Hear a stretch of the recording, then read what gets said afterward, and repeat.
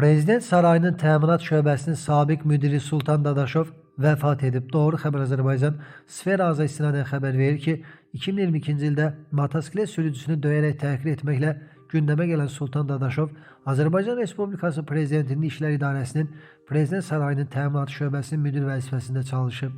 O, həmin il vəzifəsindən azad olunaraq Prezidentin İşlər İdarəsində inzibati xarakterli sıravi işə keçirilib.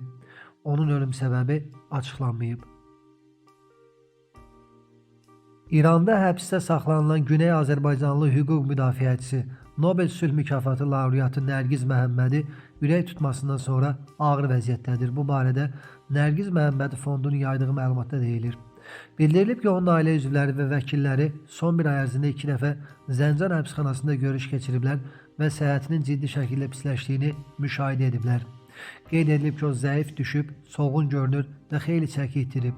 Məlumata görə Məhəmməd martın 24-də həbsxanada ürək tutması keçirib. O hadisədən sonra 1 saatdan çox huşsuz vəziyyətdə qalıb və bu müddətdə ona lazımi tibbi yardım göstərilməyib. Onun qardaşı Həmid Rıza Məhəmmədi bildirib ki, hadisədən sonra müayinə aparan kardioloq ürək tutmasının qismən həbsxana həkimlərinin təyin etdiyi dərmanlarla bağlı ola biləcəyini deyib.